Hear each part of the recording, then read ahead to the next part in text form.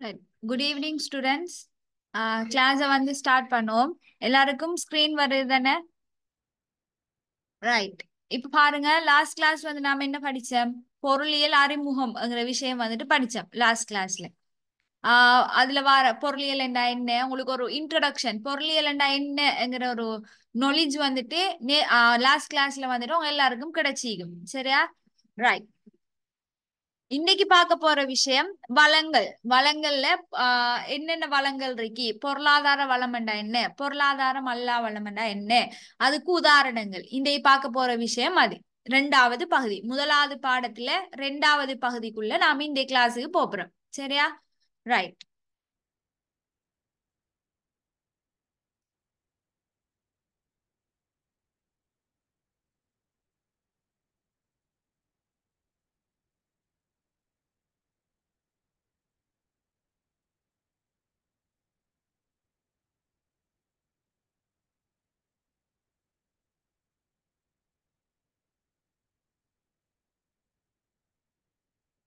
பாருங்க பிள்ளைகள், வளங்கள்ங்கிற பகுதிக்கு போறதுக்கு முதல் உங்களுக்கு தேவை விருப்பத்தை பத்தி தெரிஞ்சுக்கணும். சரியா? தேவைண்டா என்ன, விருப்பம்ண்டா என்னங்கிற விஷயத்த படிச்சுட்டு வளங்களுக்குள்ள போவோம். சரியா? ரைட். நார்மலாவே எல்லாருக்கும் தெரியும் என்ன தேவைண்டா என்ன, விருப்பம்ண்டா என்னங்கிற விஷயம் வந்துட்டு எல்லாருக்குமே பேசிக்காவே தெரிஞ்ச விஷயம். சரியா? ரைட். இப்ப தேவைகள்ங்கிறது என்னன்னா, ஒரு மனிதனின் அடிப்படை வாழ்வாதாரத்திற்கு இன்றியமையாததாக கருதக்கூடிய அதி குறைந்த வசதிகள் தேவைகள் எனப்படும். அதாவது இந்த உலகத்துல ஒரு மனிதன் வாழணும்டா அவனுக்கு பேசிக்கா தேவையான தேவைகள் என்ன, நீட்ஸ் வந்து அவனுக்கு தேவை. சரியா? என்னென்ன இருந்தா அவன் இந்த உலகத்துல வாழலாம்ங்கிறதான் வந்துட்டு என்ன தேவைகள்னு சொல்ற. சாதாரணமான ஒரு வாழ்க்கையை வாழ்றதுக்கு ஒரு மனிதனுக்கு என்னென்ன விஷயங்கள் தேவையோ அதைத்தான் சொல்றேன், நீட்ஸ், தேவைகள் சொல்லி சொல்றேன். சரியா? ரைட். சொல்லுங்க பாப்போம், என்னென்ன தேவைகள் இருக்கு உங்களுக்கு, நீங்க வாழணும்டா. சரியா? உங்களுக்கு என்னென்ன தேவைகள் இருக்கணும், என்னென்ன தேவைகள் இருக்கு சொல்லுங்க பாப்போம்.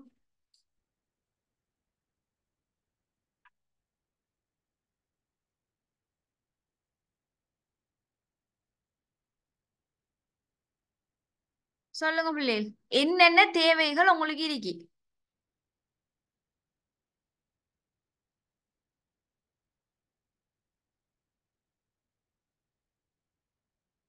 சொல்லுங்களேன், நீங்க வாழ்றதுக்கு உங்களுக்கு என்னென்ன தேவைகள் இருக்கு?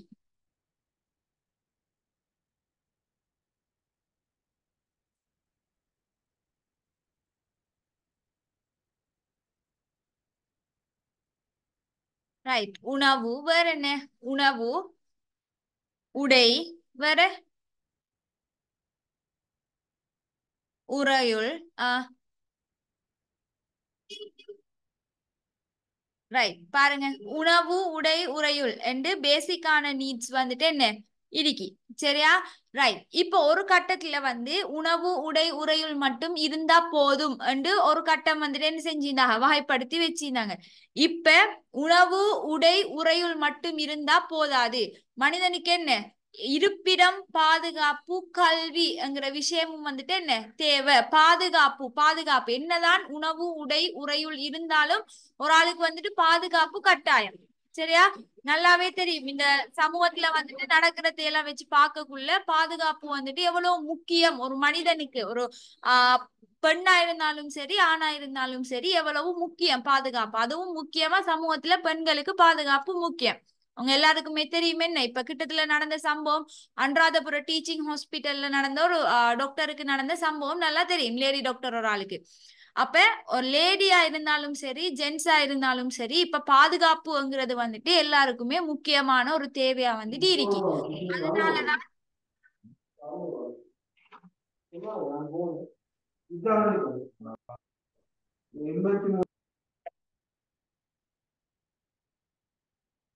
ரைட். அதனாலதான் வந்துட்டு என்ன அந்த நீட்ஸ், தேவைகள்ங்கிற கேட்டகரிக்குள்ள இப்ப பாதுகாப்பையும் வந்துட்டு பண்ணிக்காங்க. சரியா? அதோட கல்விங்கிறதும் வந்துட்டு என்ன முக்கியம். இப்ப நம்ம நாட்டுல வந்துட்டு இலவச கல்வி இருக்கு. இலவச கல்வி நம்ம நாட்டுல இருக்கு. அநேகமான ஆக்கள் அநேகமா 100க்கு 80% ஆக்கள் வந்துட்டு நாட்டுல 80-85% மேல இருக்கிறார்கள் கவர்மெண்ட் ஸ்கூல்ல தான் வந்துட்டு என்ன செய்யறாங்க, படிக்காங்க. ஏனென்றா எல்லா மக்களும் வந்துட்டு கல்வி கற்கணும்ங்கிறதுக்காண்டி இலங்கையில என்ன இலவச கல்விங்கிற ஒரு விஷயம் வந்துட்டு கொண்டு வரப்பட்டுச்சு. சரியா?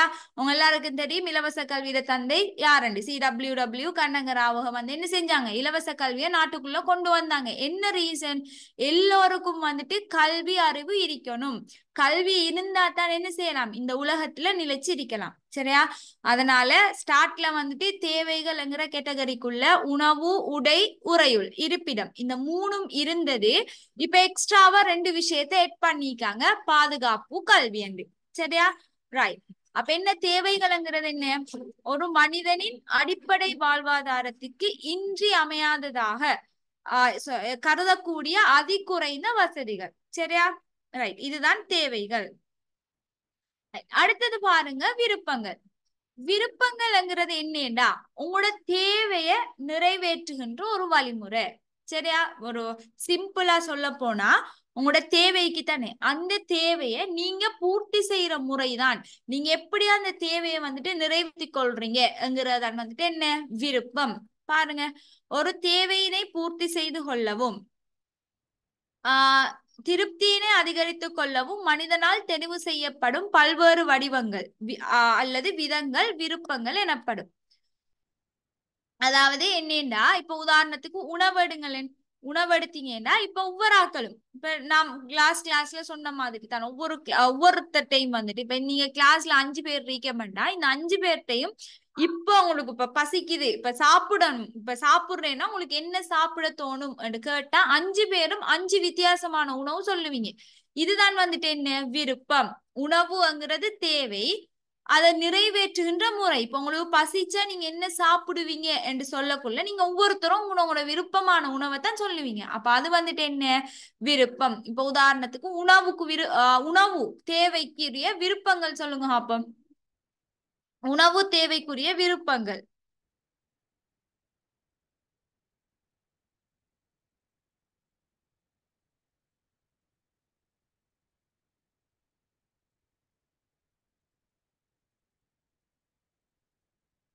என்ன பிள்ளைகள், உணவு தேவைக்கு என்ன விருப்பமிக்கு நிறைவேற்றின முறை என்ன, இடியப்பம் சாப்பிடலாம், சோறு சாப்பிடலாம், அடுத்து வந்து வேற என்ன ரொட்டி சாப்பிடலாம், என்ன பர்கர் சாப்பிடலாம், பிட்சா சாப்பிடலாம். இப்படி நிறைய வகையான உணவுகள் இருக்கு.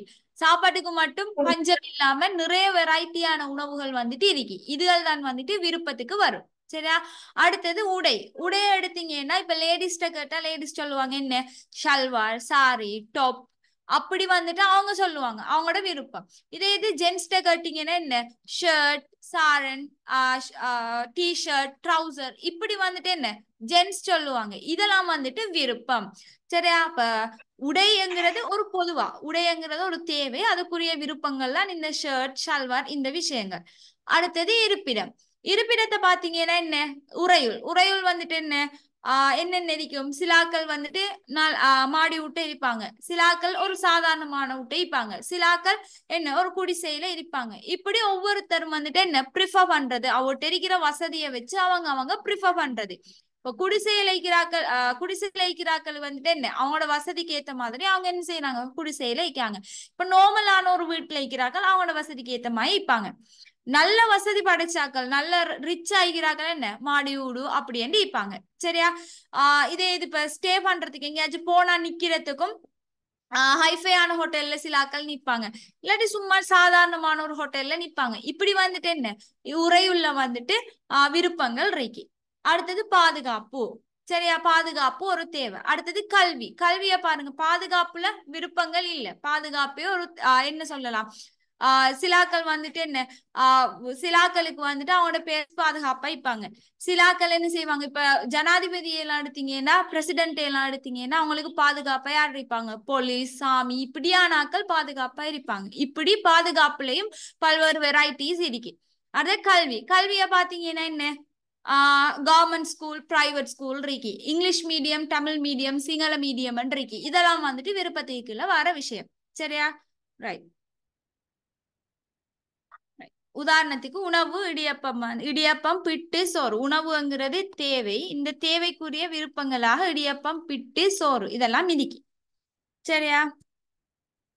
ரைட். இப்ப பாருங்க, தேவைக்கும் விருப்பத்துக்கும் இடையில இருக்கிற வேறுபாடு.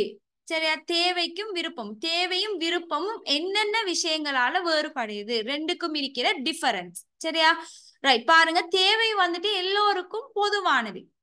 தேவை எடுத்தீங்கன்னா ஏழையா இருந்தாலும் சரி, பணக்காரரா இருந்தாலும் சரி, சின்னாக்களா இருந்தாலும் சரி, பெரியாக்களா இருந்தாலும் சரி, தேவைங்கிறது வந்துட்டு என்ன, எல்லோருக்கும் இருக்கிற விஷயம். சரியா? அதுதான் தேவை. தேவை வந்துட்டு பொதுவானது. விருப்பங்கள் பாருங்க, விருப்பங்கள் வந்துட்டு என்ன, நபருக்கு நபர் வேறுபட்டது. எல்லாருக்கும் தெரியும் என்ன, இப்ப ஒவ்வொருத்தட்டையும் இப்ப நான் ஏற்கனவே சொன்ன மாதிரி தான், ஒவ்வொருத்தட்டையும் உங்களுக்கு என்னென்ன சாப்பாடு பிடிக்கும் என்று கேட்டா ஒவ்வொருத்தரும் அவங்க அவங்களோட விருப்பத்தை தான் சொல்லுவாங்க. சரியா? எல்லாரோட விருப்பம் வந்துட்டு என்ன, ஒரே மாதிரி தெரியாது. அந்த டேஸ்ட் வந்துட்டு வித்தியாசப்படும்னு சொல்லுவாரு. சிலாக்களுக்கு வந்துட்டு சோறு சாப்பிட விருப்பமாய்க்கும், சிலாக்களுக்கு சோறு சாப்பிட மாட்டாங்க, வேற வேற சாப்பாடு சாப்பிடுறதுக்கு விருப்பமாய்க்கும். சிலாக்கள் வந்துட்டு என்ன, பிட்சா, பர்கர் அந்த அளவுக்கு சாப்பிடுறதுக்கு விருப்பமாய்ப்பாங்க. அப்படி ஒவ்வொருத்தர விருப்பங்களும் வந்துட்டு என்ன செய்யும், ஆளுக்கு ஆள் வந்துட்டு வேறுபடும்.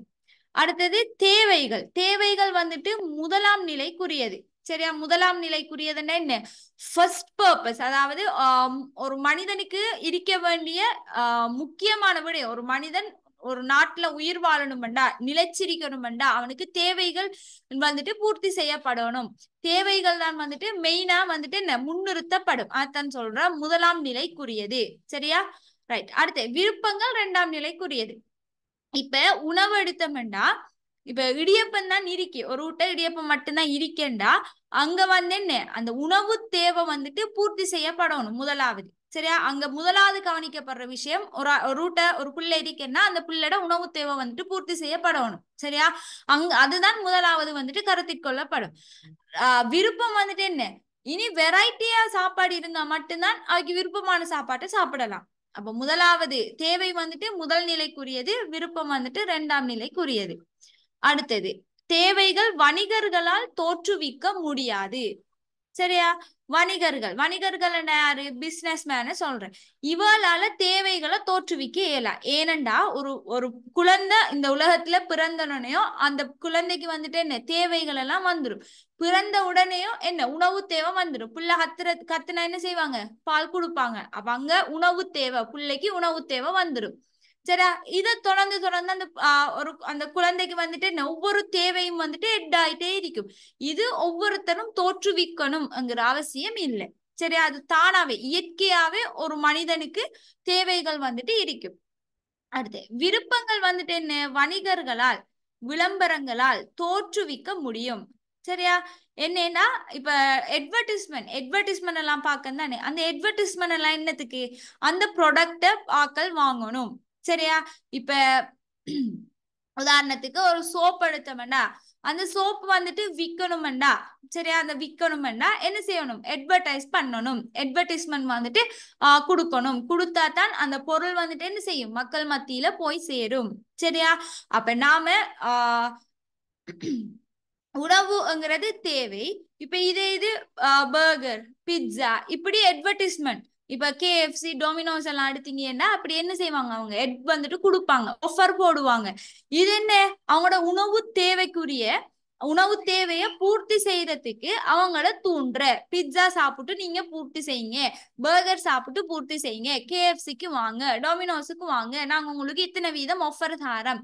இப்படி அவங்க என்ன செய்யறாங்க, வணிகர்கள் அந்த உணவு தேவையை பூர்த்தி செய்யறதுக்காண்டி அவங்களோட உணவுகளை வந்துட்டு பூர்த்தி செய்யணும், அவங்களோட உணவுகளை வச்சு அந்த தேவையை பூர்த்தி செய்யணுங்கிறதுக்காண்டி அட்வர்டைஸ் பண்ணுவாங்க.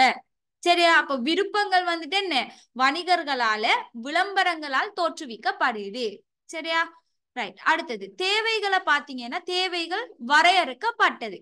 இப்ப நாம் என்ன பார்த்தோம், உணவு, உடை, இருப்பிடம், கல்வி, சுகாதாரம், இவ்வளவும் தான் ஒரு மனுஷனுக்கு பேசிக்கா இருக்க வேண்டிய நீட்ஸ். 5 வகையான தேவைகள், இவ்வளவும் தான் ஒரு மனுஷனுக்கு இருக்கணும் நாம பார்த்தோம். சரியா? அப்ப இது வந்துட்டு என்ன, வரையறுக்கப்பட்டிருக்கு. இவ்வளவும் தான் தேவைகள் என்று வரையறுக்கப்பட்டிருக்கு. ஆனா விருப்பங்களை பாத்தீங்கன்னா, இப்ப நான் உணவுக்கு நான் சொன்ன உதாரணங்களே ஒரு 5-6 இருக்கும். இதுக்கு மேல உங்களோட ஒவ்வொருத்தையும் நான் கேட்டுட்டேன்னா நீங்க ஒவ்வொருத்தரும் சொல்றதையும் சேர்த்தா எப்படியுமே என்ன ஒரு எண் இல்லாம போயிட்டே இருக்கும், வரையறை இல்லாம என்ன செய்யும் போயிட்டே இருக்கும். ஒவ்வொருத்தருக்கும் ஒவ்வொரு வகையான சாப்பாடு தெரியும், ஒவ்வொரு வகையான வித்தியாசமான சாப்பாடுகள் தெரிஞ்சிருக்கு. இப்ப எனக்கு தெரிஞ்சது உங்களுக்கு தெரியாம இருக்கும், உங்களுக்கு தெரிஞ்சது எனக்கு தெரியாம இருக்கும். இப்படி ஒவ்வொருத்தையும் கேட்க போக்குல என்ன வந்துட்டே இருக்கும் வரையறை இல்லாம. அப்ப அதனாலதான் விருப்பங்கள் வந்துட்டு என்ன வரையறுக்கப்படாதது. ரைட், அடுத்தது பாருங்க, நாகரீக வளர்ச்சி சமூக கலாச்சார காரணிகளால் மாற்ற முடியாது. சரியா, என்ன கல்ச்சரா இருந்தாலும் என்ன ரிலிஜனா இருந்தாலும் சரியா, எல்லாருக்கும் பேசிக்கா இருக்க வேண்டிய தேவைகள் இருந்துட்டே தான் இருக்கும். கல்விங்கிறது எல்லாருக்கும் பொதுவா தேவையானது, உணவுங்கிறது எல்லாருக்கும் பொதுவா தேவையானது. இது ரிலிஜனுக்கு ரிலிஜன், கல்ச்சருக்கு கல்ச்சர். சரியா, அப்படி வந்துட்டு என்ன இப்ப ஃபாரின் கண்ட்ரி எடுத்தீங்கன்னாலும் அவளுக்கு இருக்கிற தேவைகள் இவ்வளவு தான், நம்மட கண்ட்ரி ஆக்கள் எடுத்தீங்கன்னாலும் அவளுக்கு இருக்கிற தேவைகள் இவ்வளவு தான். சரியா, எந்த நாடா இருந்தாலும் எந்த கல்ச்சரா இருந்தாலும் எல்லாருக்கும் இருக்கிற தேவைகள் வந்துட்டு என்ன மாற்ற முடியாது, எந்த காரணியும் வந்துட்டு மாற்ற இயலாம். சரியா, தேவைகளை. ஆனா விருப்பங்களை வந்துட்டு என்ன நாகரிக வளர்ச்சி சமூக கலாச்சார காரணிகளால் மாற்ற முடியும். சரியா, இப்ப வெஸ்டர்ன் டைப் சில ஆக்கள் சொல்லுவா, வெஸ்டர்ன் டைப் ட்ரெஸ் பண்றாக்கள் இருப்பாங்க, ட்ரெடிஷ்னல் ட்ரெஸ் பண்றாக்கள் இருப்பாங்க. இப்படி எப்படி சில ஆக்களுக்கு வந்துட்டு வெஸ்டர்ன் டைப் ட்ரெஸ் பண்றது பிடிக்காது. சரியா, ட்ரெடிஷ்னலா ட்ரெஸ் பண்றதுக்கு தான் பிடிக்கும். நீங்க ஒரு ஃபங்க்ஷனுக்கு போனீங்கன்னா, வெட்டிங் ஃபங்க்ஷனுக்கு போறீங்கன்னு வைங்களேன், அதுலயே நிறைய வெரைட்டியான ஆக்களை வந்துட்டு பார்க்கலாம். என்ன வெஸ்டர்ன் போட்டு வந்திருப்பாங்க, ட்ரெடிஷ்னல் போட்டு வந்திருப்பாங்க, நார்மல் வேர்ஸ் போட்டு வந்திருப்பாங்க. இப்படி அது வந்துட்டு என்ன அது ஒவ்வொருத்தர விருப்பம், அவங்களோட கல்ச்சர், அதை டிசைட் பண்றது என்ன ஆயிக்கும் அவங்களோட கல்ச்சர். அடுத்தது அவங்களோட ரிலிஜன். சரியா, அதே மாதிரி என்ன அவங்க வந்துட்டு அவங்கள இன்ஃப்ளூயன்ஸ் பண்ற என்னென்ன விஷயங்கள் இன்ஃப்ளூயன்ஸ் பண்ணிக்கும் அதெல்லாம் வந்துட்டு என்ன அவங்க ட்ரெஸ் பண்ணி வருவாங்க. சரியா, இதுதான் தேவைகள் விருப்பங்களுக்கு இடையில இருக்கிற வேறுபாடுகள். ரைட், இவ்வளவுதான் தேவை விருப்பம்ங்கிற விஷயம். இதுல யாருக்கு என்ன சரி டவுட் இருக்கா? சொல்லுங்க பிள்ளைகள்.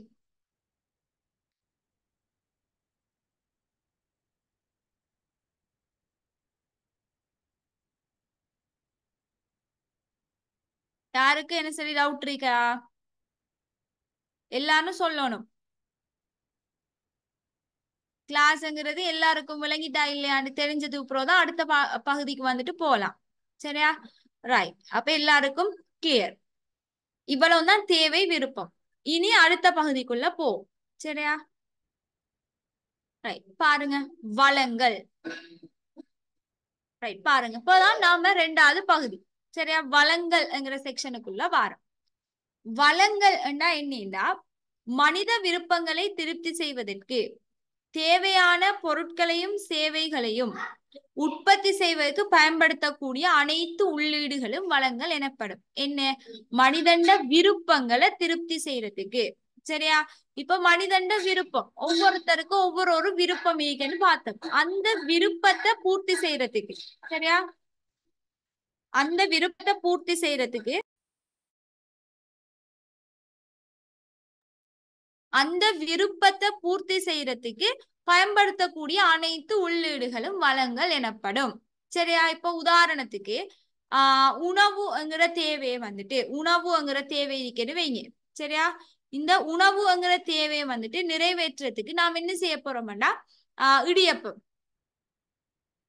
சரியா, இடியப்பத்தை ப்ரிஃபர் பண்ண போறோம். சரியா, உணவு தேவை இப்ப இடியப்பம், ராவு சாப்பாட்டுக்கு என்ன உணவுக்கு வந்துட்டு இடியப்பம், இரவு சாப்பாட்டுக்கு இடியப்பம் தான் உங்களோட சாப்பாடு. அப்ப அதுக்கு என்ன உள்ளீடுகள் என்றா உள்ளீடுகள் இதுக்கு என்ன வேணும், மா வேணும், அரிசி மா வேணும், அடுத்தது அதை குழைக்கிறதுக்கு தண்ணி வேணும், அடுத்தது உப்பு வேணும்.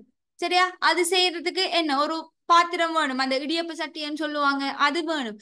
இப்படி அந்த இடியப்பத்தை உருவாக்குறதுக்கு, இடியப்பத்தை சுட்டெடுக்கிறதுக்கு நமக்கு என்னென்ன சாமான் தேவையோ, என்னென்ன பொருட்கள் தேவையோ, என்னென்ன பொருட்களை நாம உள்ளீடுகளாக பயன்படுத்துறோமோ அதைத்தான் சொல்றேன் என்ன வளங்கள் சொல்றேன். விருப்பத்தை நிறைவேற்றுறதுக்கு என்ன உற்பத்தி பொருட்கள் சேவைகளை உற்பத்தி செய்யறதுக்கு நாம உள்ளீடுகளா பயன்படுத்துறதுதான் இந்த வளங்கள். ரைட், இப்ப பாருங்க வளங்கள்ற வகைகள். சரியா? வளங்கள்ற வகைகள் உற்பத்தி வளங்கள்ற அல்லது உற்பத்தி வளங்களின் வகைகள்.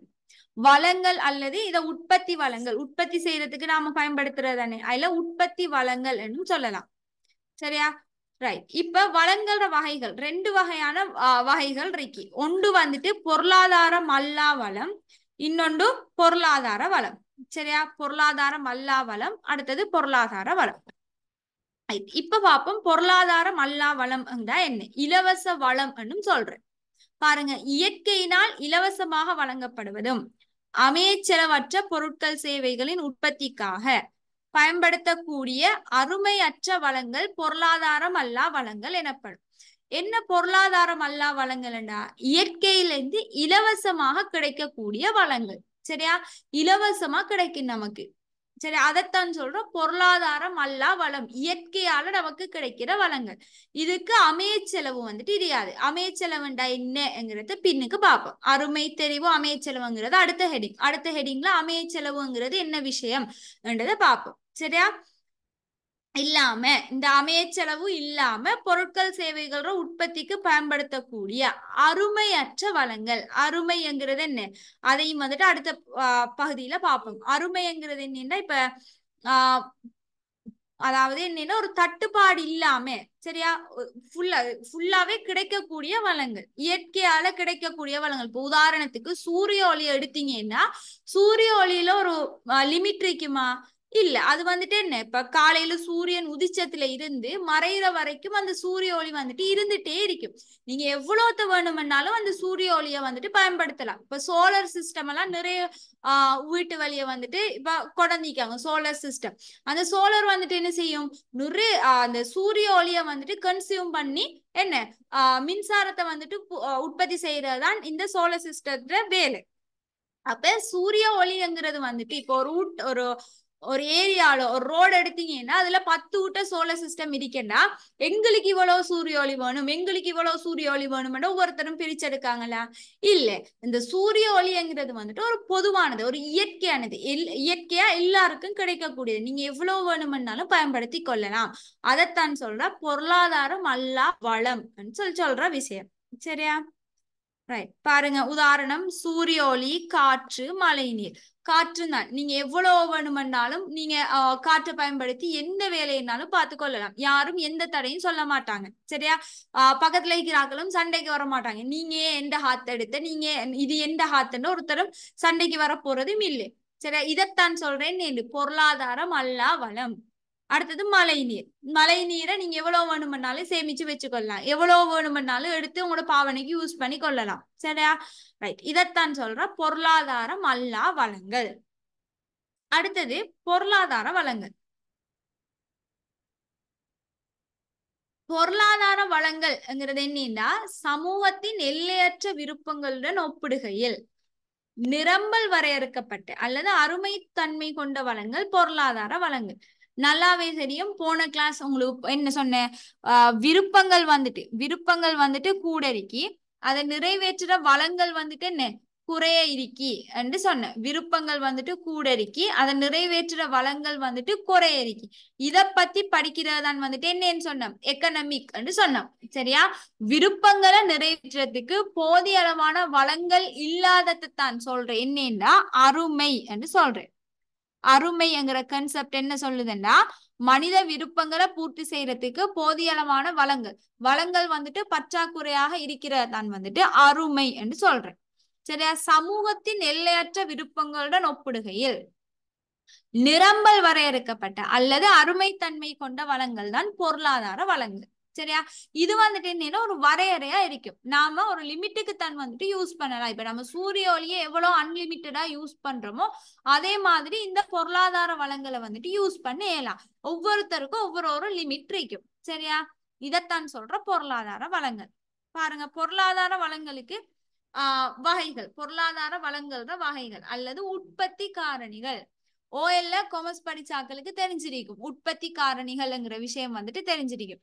உற்பத்தி காரணிகள் 4 வகையான உற்பத்தி காரணிகள் இருக்கு. சரியா? ஒன்று வந்துட்டு என்ன, நிலம், உழைப்பு, மூலதன, முயற்சி.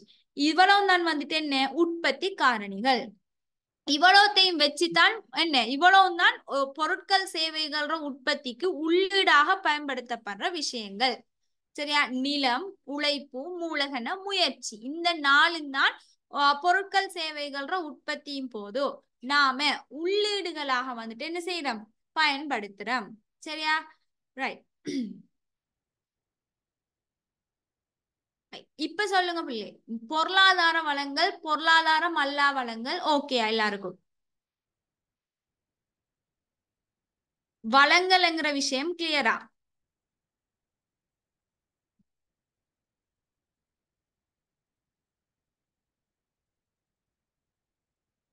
Right, okay, done. சரி, இப்ப அடுத்த விஷயத்துக்கு போ. இப்ப இந்த ஒவ்வொரு உற்பத்தி காரணிகள் நாம சொன்னதானே, நிலம், உழைப்பு, மூலதன, முயற்சி, இந்த உற்பத்தி காரணிகள் ஒவ்வொன்றையும் நாம் என்ன செய்வோம், தனித்தனியா பார்ப்போம். சரியா? ரைட். இப்ப பாருங்க, முதலாவது வந்துட்டு நிலம். நிலம்ங்கிறது என்னடா? சரியா? இயற்கையினால் வழங்கப்படும் வினைத்திறனுடைய உற்பத்திக்கு பயன்படுத்தக்கூடிய இயற்கை வளங்கள் நிலம் எனப்படும். சரியா? இப்ப நிலம்ங்கிறது என்னன்னா, இப்ப உதாரணமா சொல்ல போனா உங்கள்கிட்ட ஒரு காணி இருக்குன்னு வைங்களேன், நீங்க ஒரு ஃபேக்டரி ஸ்டார்ட் பண்ண போறீங்க. சரியா? இல்லாட்டி ஒரு கார்மெண்ட் ஸ்டார்ட் பண்ண போறீங்க. சரியா? ஒரு கார்மெண்ட் ஸ்டார்ட் பண்ண போறீங்க. இந்த கார்மெண்ட்ஸை ஸ்டார்ட் பண்றதுக்கு உங்களுக்கு முதலாவது என்ன தேவை? முதலாவதா வந்துட்டு உங்களுக்கு அதை ஸ்டார்ட் பண்றதுக்கு ஒரு இடம் தேவை. இடம் இருந்தா தான், என்னதான் உங்கள்கிட்ட மூலதனம் இருந்தாலும் உங்களோட அந்த கார்மெண்ட் ஸ்டார்ட் பண்றதுக்கு உங்கள்கிட்ட நிலம் இல்லாட்டி நீங்க என்ன செய்யலாம், ஸ்டார்ட் பண்ணியலா. சரியா? இப்ப அந்த இது ஃபேக்டரி வந்துட்டு அந்த கார்மெண்ட்ஸ் வந்துட்டு கட்டுறதுக்கு ஒரு நிலப்பரப்பு தேவை. அந்த நிலத்தை அதைத்தான் சொல்றேன், என்ன நிலம் என்று சொல்றேன். இயற்கையால உற்பத்திக்கு இயற்கையால வழங்கப்படுகின்ற வினைத்திறனுடைய உற்பத்திக்கு பயன்படுத்தக்கூடிய இயற்கை வளங்களை தான் என்னன்னு சொல்றேன், நிலம் என்று சொல்றேன். சரியா? ரைட். இப்ப இதுல பாருங்க, காடுகள், கனிய வளங்கள். உதாரணமா காடுகள்.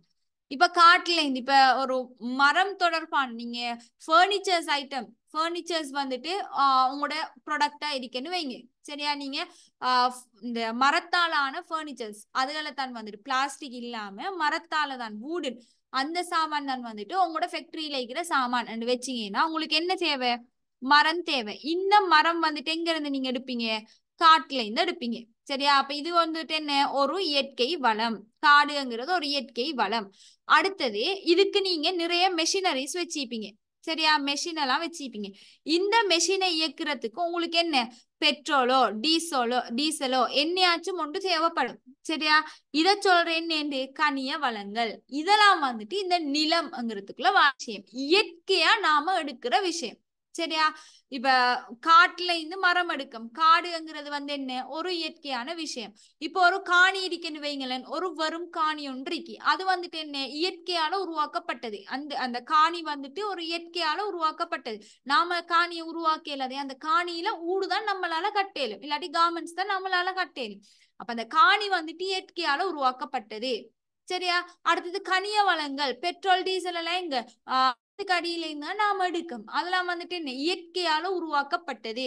அப்ப அதுவும் வந்துட்டு கனிய வளங்களும் வந்துட்டு என்ன, நிலம்ங்கிற கேட்டகரிக்குள்ள உள்வாங்கப்படும். நிலம்ங்கிறது இந்த காணி துண்டு மட்டும்தான்ங்கிறது இல்ல, இயற்கையால உருவாக்கப்பட்ட நாம உற்பத்திக்கு பயன்படுத்தப்படுகின்ற அனைத்தையும் நிலம் தான் சொல்றேன். நல்லா ஞாபகம் வச்சுக்கொள்ளுங்க, இயற்கையால உருவாக்கப்பட்டது வந்துட்டு நிலம். சரியா? இதே இது இப்ப நீங்க என்ன செய்றீங்கன்னா, இப்ப தண்ணி வந்துட்டு என்ன, நிலத்துக்குள்ள வரும். இதே இது நீங்க போத்தல்ல அடைச்ச பொட்டில் பண்ண மினரல் வாட்டரோ என்ன சரி, நீங்க பொட்டில் பண்ண தண்ணி யூஸ் பண்றீங்கடா. சரியா? பொட்டில் வாட்டர் யூஸ் பண்றீங்கன்னா அது வந்துட்டு என்ன,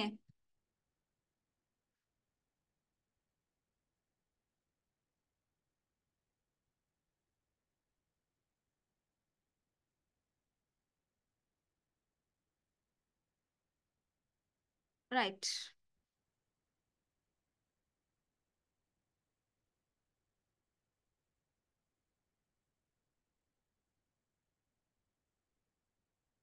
ரைட். பாருங்க, நீங்க பொட்டில் வாட்டர் யூஸ் பண்றீங்கன்னா அது வந்துட்டு என்னையில வரும், அந்த நிலம்ங்கிறதுக்குள்ள வராது. சரியா? நீங்க இயற்கையா வர தண்ணியை யூஸ் பண்ணீங்கன்னா அது நிலத்துக்குள்ள வரும். சரியா? ரைட். அப்ப நிலம்ங்கிறது என்னன்னா இயற்கையால வழங்கப்படுற விஷயம்.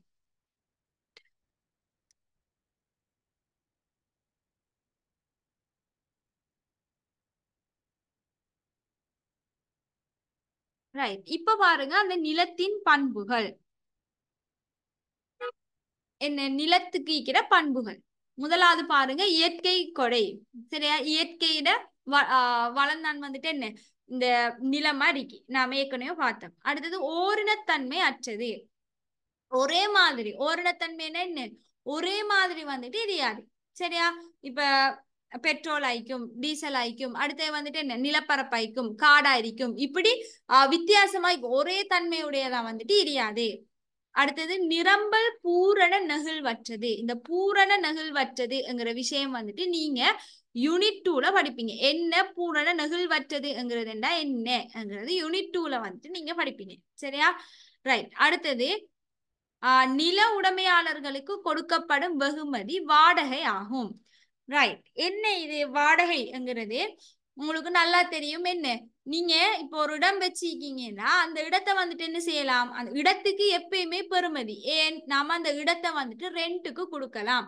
மாசம் மாசம் நமக்கு என்ன ஒரு வருமானம் வந்துட்டு வந்துட்டே இருக்கும்.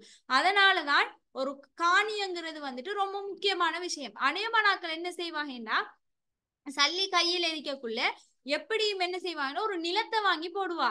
சரியா? இப்ப ஒரு ஆளுக்கு பிசினஸ்ல வந்துட்டு நல்ல லாபம் வந்துட்டுன்னு வைங்களேன், அந்த லாபத்தை வச்சு, சரியா, அநேமா யார கேட்டாலும் சொல்லுவா என்ன, அநேக நாட்கள் சொல்லுவாங்க, ரெக்கமெண்ட் பண்ணுவாங்க, ஒரு காணியை வாங்கி போடுங்க, வாங்கி அதுல என்ன ரெண்டுக்கு கொடுங்க.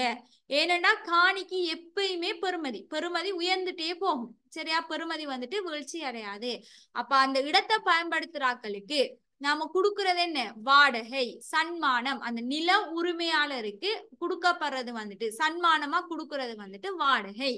சரியா? அப்ப நிலத்துக்குரிய சன்மானம் என்னன்னு கேட்டா அது வந்துட்டு என்ன, வாடகையா இருக்கும். சரியா? நிலத்துக்குரிய சன்மானம் வாடகை. இது வந்துட்டு உங்களுக்கு எம்சிக்யூல வந்துட்டு என்ன கேட்பாங்க, நிலத்துக்குரிய சன்மானம் கேட்பாங்க. வந்துட்டு என்ன வாடகையா இருக்கும். சரியா? எம்சிக்யூல வரும். நீங்க 4ல இருந்து ஒன்றை செலக்ட் பண்ணணும். சரியா? ரைட். அடுத்தது வினைத்திறனை அதிகரிக்க கூடியது.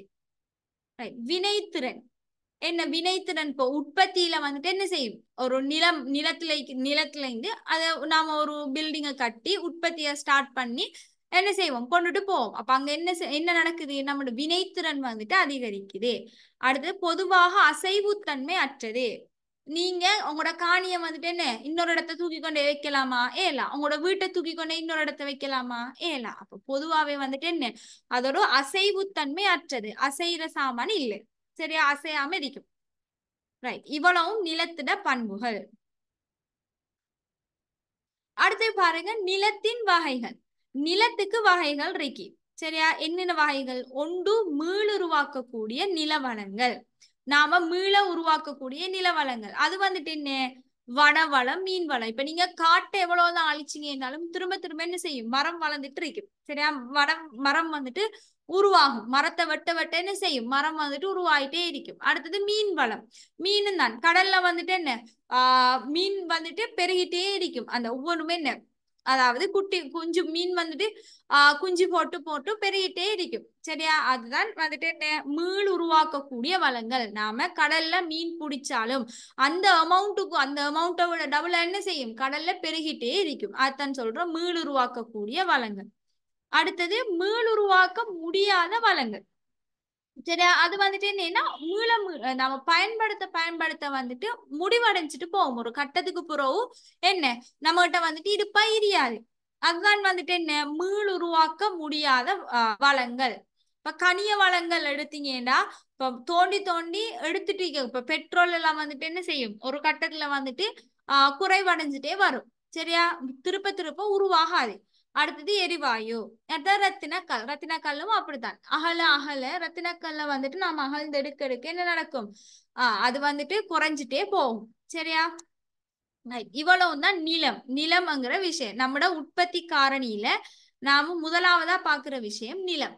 சரியா 4 வகையான உற்பத்தி காரணிகள் இது மெயினான விஷயம் உற்பத்தி காரணிகள்ல இருந்து கேள்வி வரும் உங்களுக்கு எக்ஸாமுக்கு 4 வகையான உற்பத்தி காரணிகள் இருக்கு ஒன்று வந்துட்டு என்ன நிலம் ரெண்டாவது உழைப்பு அடுத்தது மூலதனம் அடுத்தது முயற்சி இந்த நாலும் இருந்தா தான் என்ன செய்யலாம் ஒரு பிசினஸ வந்துட்டு நடத்தலாம் சரியா நிலம் இல்லாம இப்ப உழைப்பு மூலதனம் முயற்சி இந்த மூணும் இருந்து நிலம் ஒரு ஆள்கிட்ட இல்லைன்னா அவர் என்ன செய்யலாம் அந்த பிசினஸ வந்துட்டு கொண்டு போகலாம் அதே மாதிரி தான் இப்போ ஒரு உழைப்பு உழைக்கிறதுக்கு இப்ப லேபர்ஸோ அடுத்த உழைப்பண்டா என்ன லேபர்ஸ் அவங்கள தானே என்ன உழைப்பு அந்த உழைப்பு வந்துட்டு ஒரு ஆள்கிட்ட இல்லையா என்ன செய்யலாம் அந்த பிசினஸ ஸ்டார்ட் பண்ணலாம் ஆனா என்ன செய்யலாம் கொண்டு செல்லலாம் இடையில ட்ராப் ஆகிடும் அதே மாதிரி தான் மூலதனம் கேபிட்டல் வந்துட்டு ரொம்ப முக்கியம் சரியா கேபிட்டல் இல்லாம எந்த ஒரு பிசினஸையும் ஸ்டார்ட் பண்ணலாம் இந்த நிலம் இருந்தாலும் தான் உழைப்பு இருந்தாலும் தான் முயற்சி இருந்தாலும் தான் கேபிட்டல் இல்லாட்டி அது அது வந்துட்டு ஒரு வேஸ்டான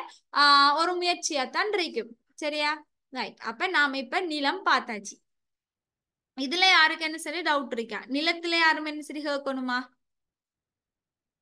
விளங்கிட்டா எல்லாருக்கும்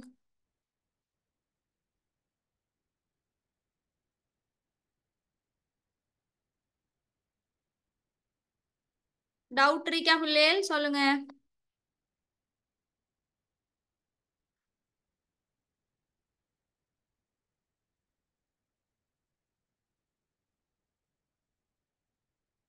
ரைட் ஓகே அப்ப நிலம் கிளியர் எல்லாருக்கும்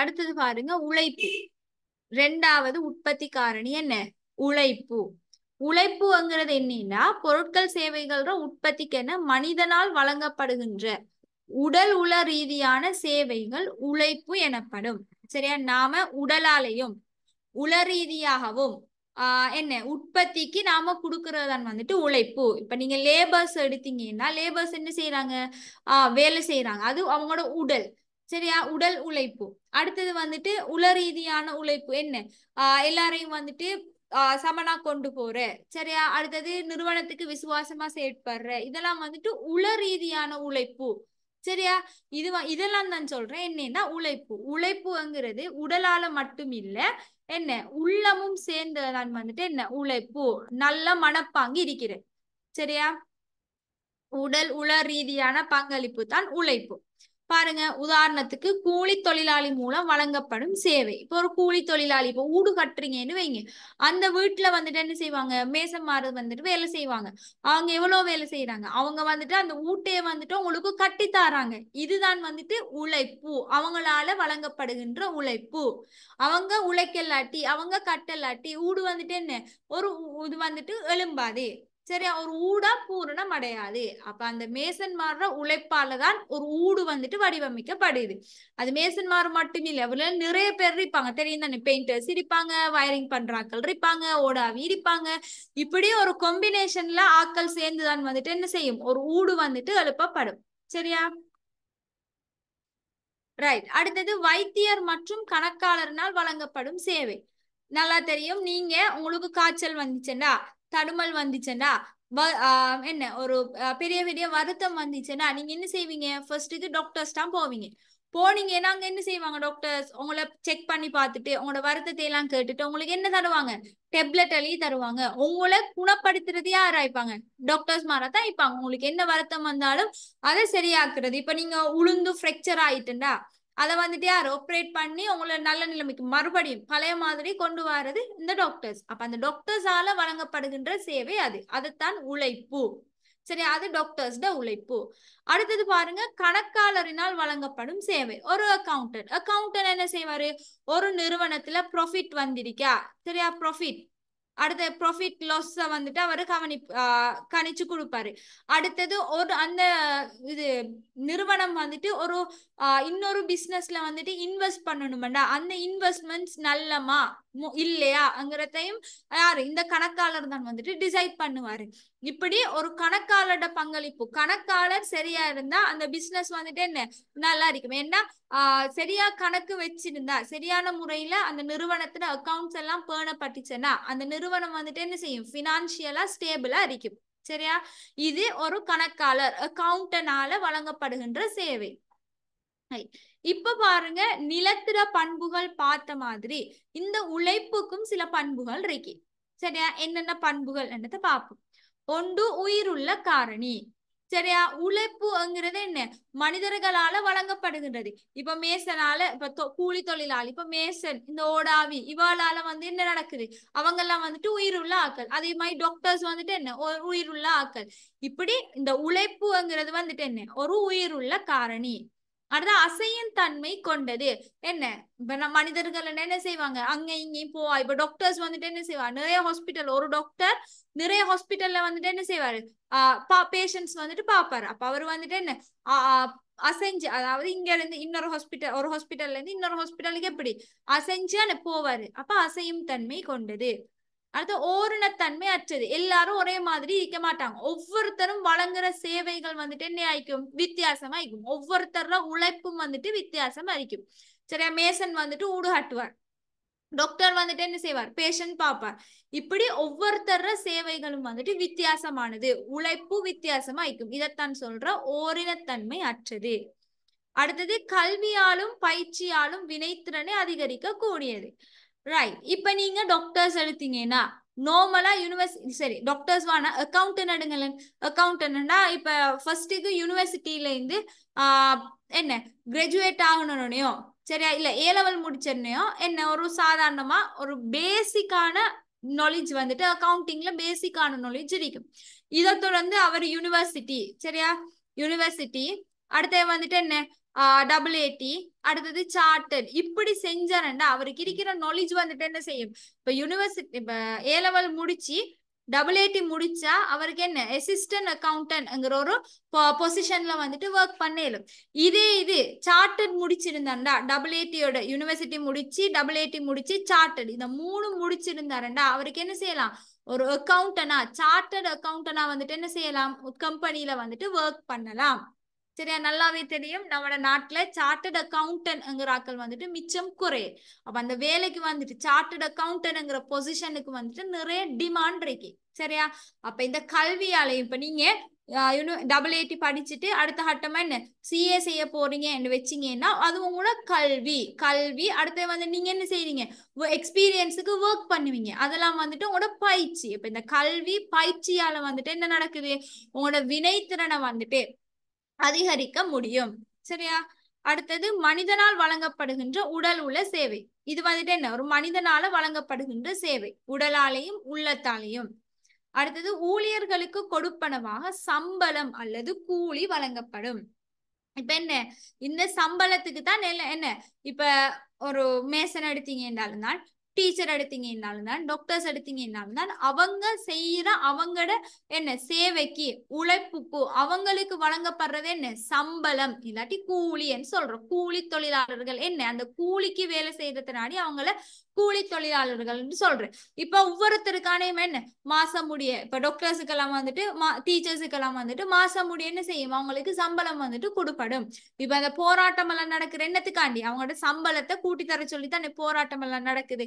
அப்ப அவங்களோட உழைப்புக்கு போதிய அளவான அவ பெற்றுக்கொள்றதான் இந்த சம்பளம் அல்லது கூலிங்கிற விஷயம். சரியா? இவ்வளவுதான் உழைப்புங்கிறதுக்குள்ள உள்ளடக்கப்படுற விஷயம். ரைட். அப்ப பாருங்க, நாம இன்னைக்கு என்னென்ன பார்த்தோம், தேவை என்றா என்ன, விருப்பம் என்றா என்ன. சரியா? தேவைக்கு விருப்பத்துக்கு இடையில இருக்கிற வேறுபாடு, தேவைகளை என்னென்ன முறையில நாம பூர்த்தி செய்யறோம்ங்கிற விஷயங்கள் பார்த்தோம். அடுத்தது என்ன பார்த்தோம், வளங்களை பத்தி பார்த்தோம். சரியா? வளங்கள்ற வகைகள் என்னென்ன வகைகள் இருக்கு, பொருளாதார வளம் இருக்கு, பொருளாதாரம் அல்லா வளம் இருக்கு. பொருளாதார வளம்ங்கிறது என்ன, அதாவது அந்த வரையறுக்கப்படாத வளத்தை தான் சொல்ற பொருளாதாரம் அல்லா வளம்னு சொல்ற.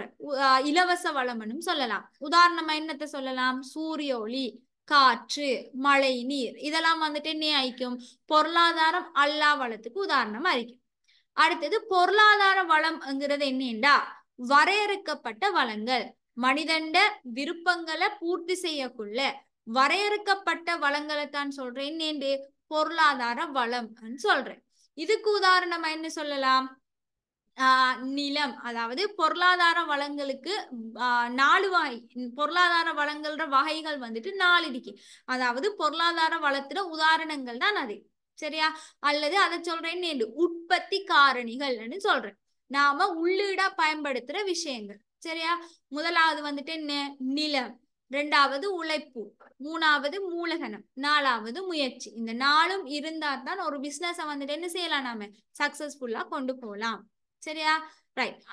அடுத்து பார்த்தோம் என்ன? இதுல முதலாவது உற்பத்தி காரணி நிலம்ங்கிற விஷயம் பார்த்தோம். நிலம்ண்டா என்ன? இயற்கையில இருந்து நமக்கு கிடைக்கின்ற வளம் தான் வந்துட்டு நிலம்ங்கிற விஷயம். சரியா? இந்த நிலத்துக்கு வந்துட்டு உதாரணங்கள் பார்த்தோம். என்ன? காடுகள், கனிய வளங்கள். அடுத்த நிலத்திட பண்புகள் பார்த்தோம். அடுத்த நிலத்திட வகைகள். நிலத்திட வகைகள் எத்தனைக்கு? 2 இருக்கு. ஒன்று வந்துட்டு மீளுருவாக்கக்கூடிய வளங்கள், மீளுருவாக்க முடியாத வளங்கள். மீளுருவாக்கக்கூடிய வளங்கள் என்ன? நாம பாவிக்க பாவிக்க திருப்ப திருப்ப என்ன செய்யும்? உற்பத்தி ஆகிட்டே இருக்கும். அப்ப அதுக்கு உதாரணமா என்ன? காடு. அடுத்தது வந்துட்டு மீன் வளம். சரியா? அடுத்தது மீள உருவாக்க முடியாத நில வளங்கள். மீள் உருவாக்க முடியாதது என்ன? நாம பாவிக்க பாவிக்க இயற்கையால திருப்ப திருப்ப ஒரு கட்டத்துக்கு அப்புறம் என்ன செஞ்சிடும்? அதோட இது வந்துட்டு ப்ரொடக்ஷன் வந்துட்டு குறைஞ்சிடும். சரியா? அது உதாரணமா கனிய வளங்கள் எல்லாம் ஒரு லிமிட்டுக்கு தான் வந்துட்டு என்ன கனிய வளங்கள் எல்லாம் இருக்கும். அதுக்கப்புறம் என்ன செஞ்சிடும்? அதோட இது வந்துட்டு பெறுமதி வந்துட்டு, அதாவது அதோட குவான்டிட்டி வந்துட்டு குறைவடைஞ்சிட்டு போகும். சரியா? இவ்வளவும் நிலம்ங்கிற விஷயத்துல பார்த்தேன். அடுத்தது உழைப்பு. உழைப்புங்கிறது என்ன? ஒரு மனிதனால வழங்கப்படுகின்ற உடல் ரீதியாவும் உள ரீதியாவும், உடல் மட்டுமில்ல உள ரீதியாவும் வழங்கப்படுகின்ற பங்களிப்பு தான் என்ன? உழைப்புங்கிறது. அடுத்தது உழைப்புட பண்புகள் பார்த்தேன். சரியா? ரைட். இவ்வளவுலயும் யாருக்காச்சும் என்ன சரி விளங்காத விஷயம் இருக்கா?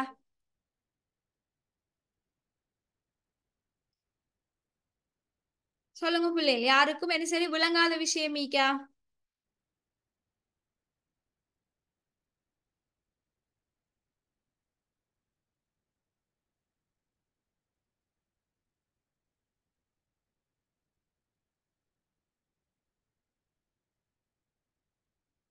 ரைட். எல்லாருக்கும் கிளியரா? இன்னைக்கு படிப்பிச்ச விஷயம் உங்க எல்லாருக்கும் கிளியரா?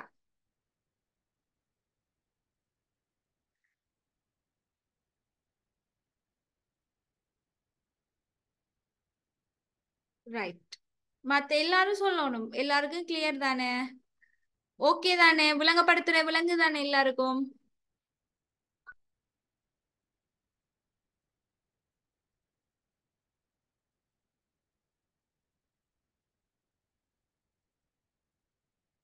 ரைட். இன்னைக்கு இவ்வளவு தான் பாத்தீங்க இந்த விஷயம்.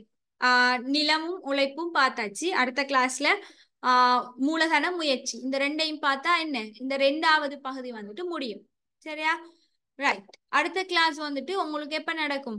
சாட்டர்டே 4 மணிக்கு நடக்கும். சரியா? இந்த மார்ச்ல வந்துட்டு மேக்சிமம் உங்களோட 1 ஹவருக்குள்ளதான் உங்களோட கிளாஸ் இருக்கும். அடுத்தது 4 மணிக்கு நடக்கும். அதுக்கு பிறகு உங்களோட வளமையான டைமுக்கு மாறிடும். 7 மணில இருந்து ஒரு 8:30க்குள்ள உங்களோட கிளாஸ் நடந்து முடியும். சரியா? ரைட். அப்ப அடுத்த சாட்டர்டே வந்துட்டு எல்லாரும் 4 மணிக்கு கிளாஸுக்கு வாங்க. சரி, okay. Okay students, thank you. Next class சந்திப்போம்.